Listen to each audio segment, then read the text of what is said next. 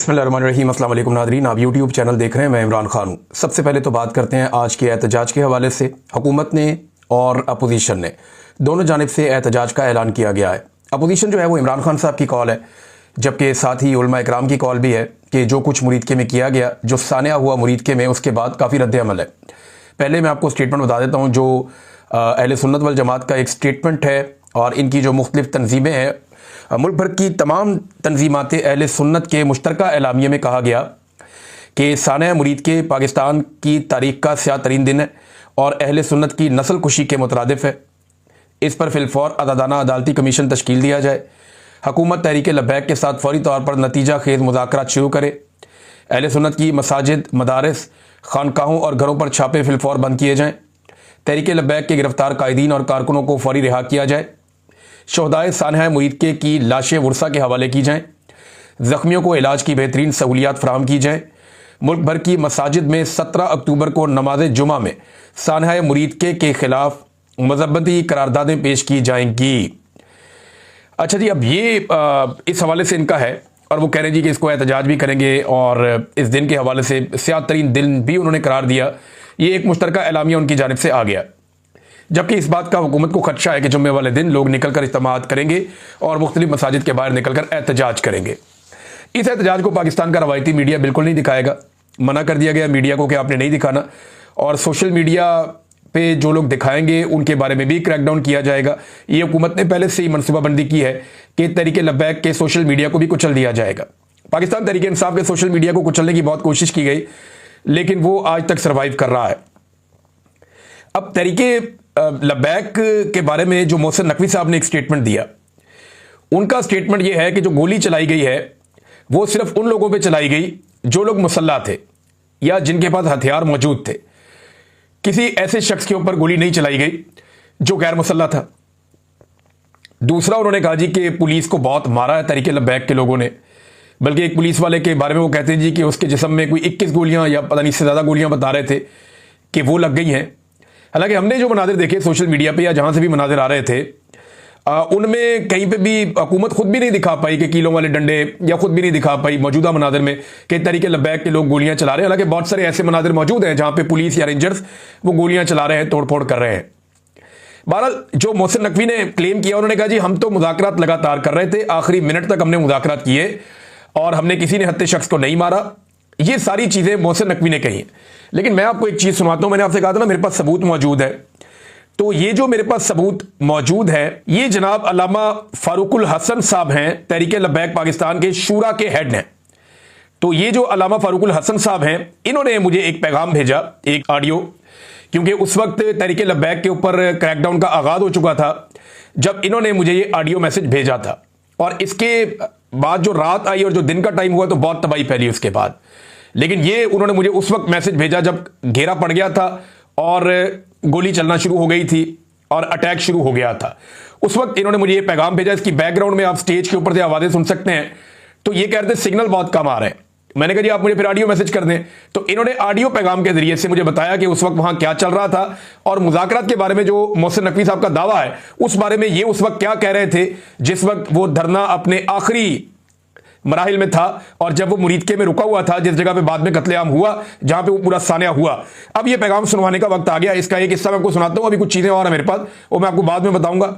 लेकिन पहले आप जरा ये सुने कि अल्लामा फारूकुल हसन साहब क्या कह रहे हैं, जिनका ताल्लुक तहरीक लब्बैक से है और वो इनके शूरा के अहम तरीन हेड है। ये सुने जी। अस्सलाम वालेकुम वरहमतुल्लाहि वबरकातुहू। भाईजान, मामला यह है कि ये जानबूझ के हालात को खराब करने और कशीदा करने की सूरत हाल नजर आ रही है। कल हम यहाँ से जा रहे थे तो रात को हमारे मुज़ाकराती कमेटी के सरबराह डॉक्टर शफीक अमीनी साहब से हुकूमती एक जिम्मेदार की बात हुई। उन्होंने कहा जी आप कारवां को रोक दें मुरीदके में, तो हम आपसे बातचीत करते हैं।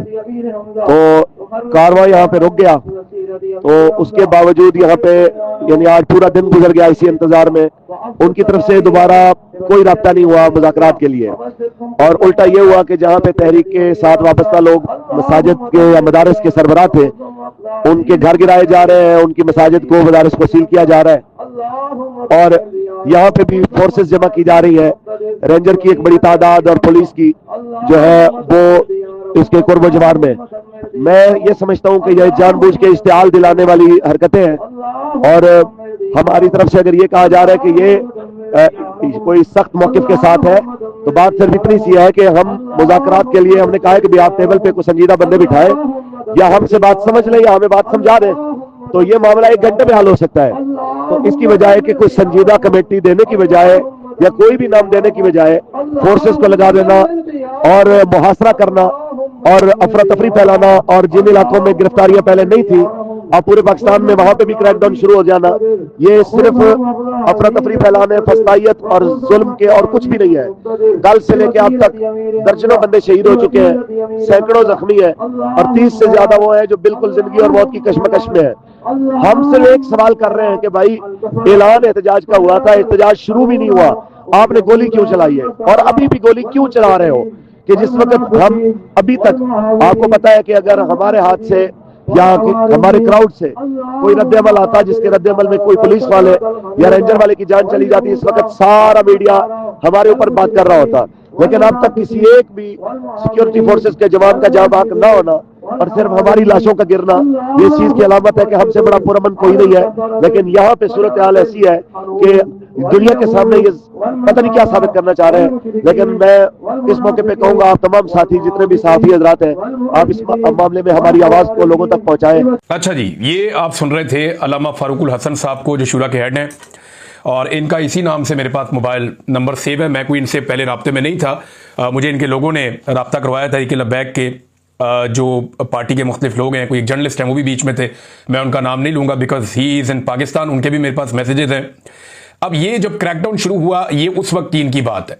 अब उसमें ये कहते हैं कि दर्जनों लोग शहीद हो गए, वो कहते हैं 30 के करीब ऐसे जख्मी पड़े हुए हैं जो जिंदगी और मौत की कशमकश में, और पीछे इनको स्टेज के ऊपर से लगातार वो आवाज़ें आ रही हैं, लोग अल्लाह रब्बुल इज़्ज़त का नाम ले रहे हैं।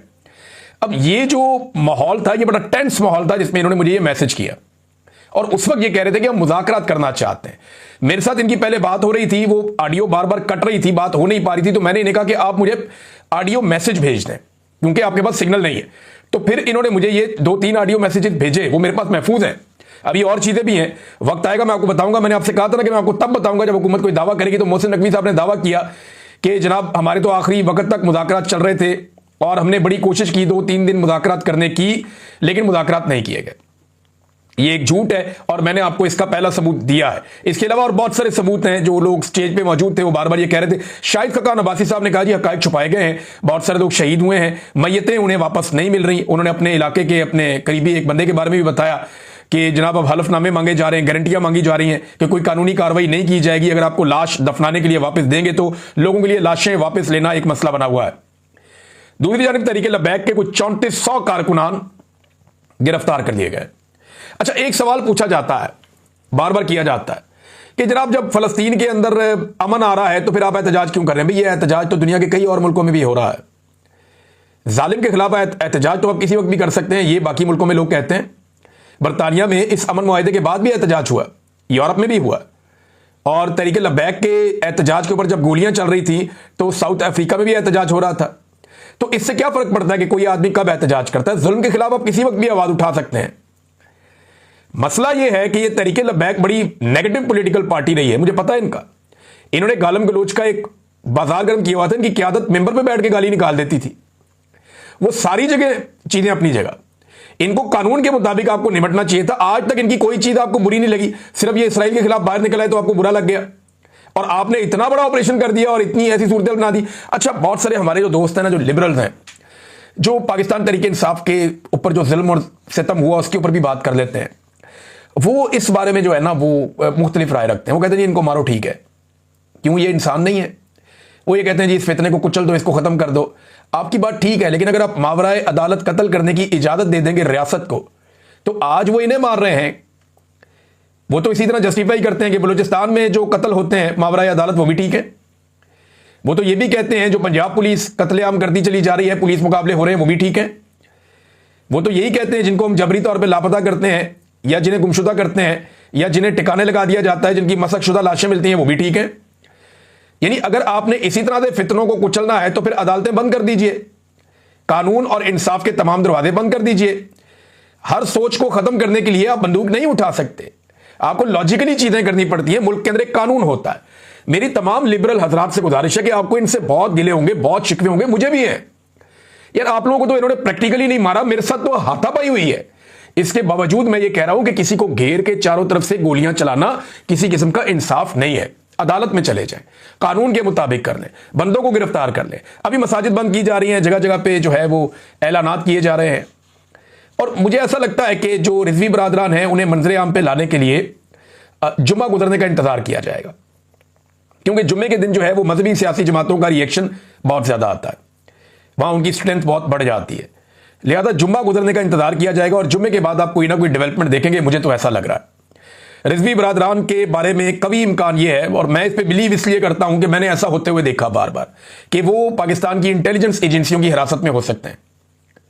बहुत मुमकिन है कि जो एजेंसियां कह रही हैं वो ठीक हो, लेकिन नहीं, मुझे ऐसा ही लगता है। क्योंकि देखिए, अगर वो किसी और जगह पे आते तो उनका कोई ना कोई पैगाम आ जाता, कोई ना कोई ऑडियो आ जाती, कोई ना कोई वीडियो आ जाती। वो अगर जख्मी हैं तो वो कहीं इलाज करवाते, या उनकी फैमिली की जानिब से या पार्टी की जानिब से कोई हिकमत अमली सामने आ जाती। ये ऐसे इश्तिहारियों की तरह छुप कर तो वो रह नहीं सकते। मैं अपने बारे में भी सोचता हूं कि क्या मैं ऐसे रह सकता हूं, तो मैं नहीं रह सकता। तो वो कैसे इस तरह इतना टाइम गुजार सकते हैं? एक पॉलिटिकल पार्टी तो बनी हुई है ना उनकी, चाहे आप उससे इख्तलाफ करें, उसके हेड हैं। ये मुमकिन नहीं है। मेरी दानिश में वो एजेंसियों के पास ही हैं, और जो ठीक वक्त आएगा उस ठीक वक्त पे एजेंसियां उन्हें कानून नाफिज करने वाले इदारों के हवाले करेंगी, और एक पूरा इसके लिए जो है वो शतरंज एक बिछाई जाएगी, और उस तरीके से वो होगा। अब कुछ लोग इसको बहुत बड़ा जुल्म समझ रहे हैं और इसके खिलाफ आवाज उठा रहे हैं। इमरान खान साहब के खिलाफ पीका का मुकदमा करने का इन्होंने फैसला कर लिया, और आप रीजन सुनेंगे तो आप हैरान हो जाएंगे। यानी इमरान खान साहब ने एक स्टेटमेंट दिया, और उस स्टेटमेंट में इमरान खान साहब ने कहा कि ट्वीट थी ना उनकी कि मुरीद के वाक़े में सरकारी इतलात के मुताबिक 4 मुजाहिरीन जान से गए, जबकि मुतासरा फरीक के मुताबिक हकीकी तादाद 400 से 600 तक है। यही तो कह रहे हैं तरीके लबैक वाले या बाकी लोग। रेहान ग्राम जो है वो उसने तो ये कह दिया 1000 से जायद है, जबकि तरीके लबैक वाले कह रहे हैं कि तादाद सैकड़ों में है। समा टीवी ने जो प्रोग्राम किया, समा टीवी के प्रोग्राम के ऊपर जो तादाद बताई गई, वो जख्मियों की तादाद को 150 के करीब उन्होंने बता दी, और उन्होंने कहा जी लाशें भी और जख्मी जो है वो सैकड़ों में है। ये समा टीवी के ऊपर चला, वहां पीका नहीं लगा, वहां पे पीका ने कोई एक्शन नहीं लिया, और इमरान खान जिसने दोनों का मौक़िफ़ बयान किया उसके ऊपर पीका लगाने का फैसला कर लिया गया। How is it possible? कैसा मजायका खेज मुकदमा है, सिर्फ टिकटॉकर्स की ख्वाहिश के ऊपर या उनके आकाओं की ख्वाहिश के ऊपर। यानी ये अजीबोगरीब निज़ाम चल रहा है, यहां लौंडियां हैं, गुलाम हैं, आका हैं। ये तो मुझे लगता है कि हम कोई कई 100 साल पीछे चले गए। पाकिस्तान के अंदर जमहूरियत नाम की चीज ही कोई नहीं है। ये मुकदमा जनाब हमारी ख्वाहिश है तो ये दर्ज कर दिया जाए इमरान खान के खिलाफ, ऐसे थोड़ी होता है। मौलाना फजलुर रहमान साहब एकदम गुस्से में हो गए नादरीन, और मौलाना फजलुर रहमान साहब ने जो स्टेटमेंट जारी किया वो मैं आपके सामने रखता हूं। फजलुर रहमान साहब ने अपने कारकुनों को कहा कि जनाब इस्लामाबाद जाने की तैयारी करें, और अब हम इस्लामाबाद जाएंगे। फजलुर रहमान साहब ने कहा कि आज किसी का माई का लाल जो है वो पाकिस्तान में इसराइल को तस्लीम करने की बात करने की जरूरत नहीं कर सकता। फजलुर रहमान साहब एकदम गुस्से में आए और उन्होंने कहा जी कि पार्लियामेंट एस्टेब्लिशमेंट के घर की लौंडी है, अब ऐवान की नहीं मैदान की हैसियत है। ये मैदान जिंदा है तो हम जिंदा हैं, जाली ऐवान को ठोकर की नोक पर रखते हैं। ये जनाब फजलुर रहमान साहब कह रहे हैं। फजलुर रहमान साहब को हुआ क्या, गुस्से में क्यों आ गए?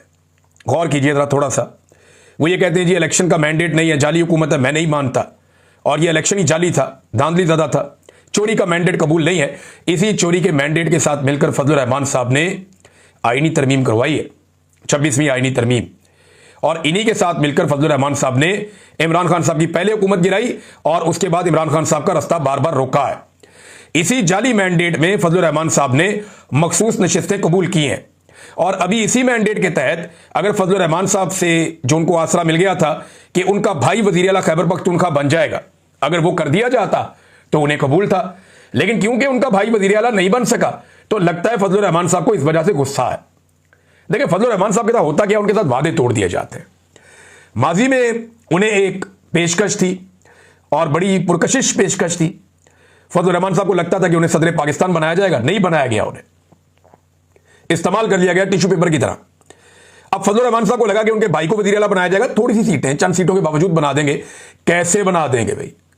ऐसे बनाएंगे जैसे 17 सीटों पे शहबाज शरीफ को वजीर आज़म बना दिया तो मेरे भाई को भी बना दो वजीर आला।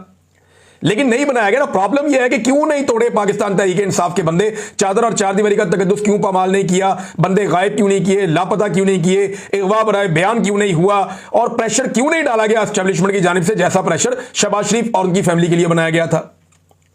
फजलुर रहमान साहब का शिकवा जायज़ है, उनकी उम्मीदें बहुत बढ़ जाती हैं इस निज़ाम से, और फजलुर रहमान साहब हमेशा तारीख की गलत सिमत जाकर खड़े हो जाते हैं, जिसकी वजह से अवाम में उनकी मकबूलियत मुतासर हो रही है। अवाम में जो लीडर जितना नीचे जाता है ना, एस्टेब्लिशमेंट की नज़रों में उसकी औकात कम होती चली जाती है, और फजलुर रहमान साहब लगातार अपनी सियासी हैसियत को कमज़ोर करते चले जा रहे हैं। नाज़रीन, फजलुर रहमान साहब का तो ये स्टेटमेंट है, इमरान खान साहब ने जो ऑफर की हुई है कि मैं करवा देता हूं अफगानिस्तान के साथ मामला हल, इसके ऊपर हुकूमत को संजीदगी से सोचना चाहिए। उसकी वजह यह है कि आज वो एक ऐसा लीडर है जो आपके मामला तय करवा सकता है। आपको अफगानिस्तान से जो इस वक्त हुकूमत है उससे नफरत हो या मोहब्बत हो, कोई फर्क ही नहीं पड़ता भाई, उनकी हुकूमत वहां पे है। सऊदी अरब में बादशाहत है, दुबई में बादशाहत है, कतर में, बाकी मुल्कों में बादशाहत है। अगर आपको वहां फर्क नहीं पड़ता तो अगर डिक्टेटरशिप वहां पे अफगानिस्तान में, तो उससे आपको क्या फर्क पड़ता है?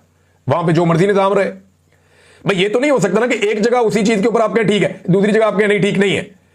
तालिबान से आपको नफरत हो सकती है, उनकी सोच से आपको नफरत हो सकती है, लेकिन उनका एक अलग मुल्क है, वो अपने मुल्क में अब जो मर्जी करे। इससे पहले वहां पे एक लिबरल हुकूमत थी, वो भी आपको पसंद नहीं थी, आपके उनके साथ ताल्लुकात ठीक नहीं थे, तो पाकिस्तान ने हमेशा यहां बिगाड़ के रखी। इंडिया कितना सियाना निकला। इंडिया के बेहतरीन ताल्लुकात थे अशरफ गनी से, और बेहतरीन ताल्लुकात थे इंडिया के हामिद करजई से भी, लेकिन जब वो कठपुतली हुकूमतें खत्म हो गई तो ये तालिबान फाते बन गए, इन्होंने इक्तदार पे कंट्रोल कर दिया। अब इंडिया ने यह सोचा कि भी हमारे नजरिए से लाख इख्तलाफ से तलक बढ़ाओ, अपने मुल्क का फायदा सोचो, दफा करो उनके मुल्क में क्या चल रहा है।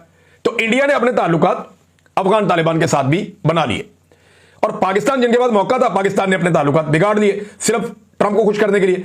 अब ट्रंप को खेलने के लिए कल कोई और खिलौना मिल गया या उसे कोई नया शुगल मिल गया जंगों के अलावा, तो वो इस तरफ तवज्जो नहीं देगा। फिर ये कहां जाएंगे, फिर ये अपना सौदा कहां बेचेंगे अगर खरीदारी ना रहा तो एक आदमी को या एक खास तबके को खुश करने के लिए ये हमने एक नई जंग मोल ले ली है। ईरान के साथ हमारे ताल्लुकात अजीब से हैं, इंडिया के साथ एक अलग लड़ाई चल रही है, आप अफगानिस्तान को भी एंगेज कर लेंगे। पाकिस्तान के अंदर बलूचिस्तान नो गो एरिया है, कबायली इलाकों में आप जा नहीं सकते, गिलगित बल्तिस्तान में तजारत रुकी हुई है, आजाद कश्मीर में डेडलाइन का आखिरी हफ्ता चल रहा है। भाई आपने पाकिस्तान के साथ करना क्या है, और खाली ऑपरेशन के साथ आप नहीं कर पाएंगे। देखिए प्रॉब्लम क्या है, अफगानिस्तान को यह लगता है तालिबान को कि उनके मुखालिफिन पाकिस्तान के अंदर रहते हैं, जो अफगानिस्तान के अंदर जाके दहशतगर्दी करते हैं। इसी तरह पाकिस्तान को लगता है, और यह हकीकत भी है, कि पाकिस्तान के अंदर दहशतगर्दी करने वाले अनासर अफगानिस्तान में रहते हैं। अब यहां बनता तो ये दोनों ममालिक मिलकर बैठे और बैठ के फैसला करें कि एक दूसरे के मुखालिफिन के लिए जमीन तंग करेंगे और एक दूसरे के मुखालिफिन का हथियार फेंकवाएंगे कि ठीक है जी हम टीटीपी को कंट्रोल करते हैं, आप दाइश को भी कंट्रोल करें, मिलकर काम करते हैं और दहशतगर्दी को यहां से जड़ से उखाड़ के खत्म करते हैं। यह करने की बजाय हम आपस में दोनों मुल्क लड़ना शुरू हो जाएं, अफगानिस्तान और पाकिस्तान, तो इसका फायदा किनको होगा? इसका फायदा उन दहशतगर्दों को होगा जो पाकिस्तान को भी नुकसान पहुंचा रहे हैं और अफगानिस्तान को भी नुकसान पहुंचा रहे हैं।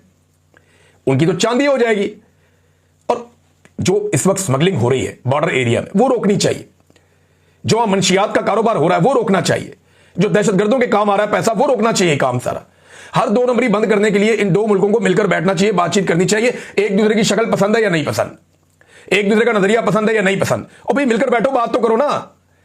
जब इंडिया आकर बात कर सकता है उनके साथ, जिनका बिल्कुल 180 डिग्री का उनके साथ एक क्लैश है, अगर वो कर सकता है तो आप क्यों नहीं कर सकते?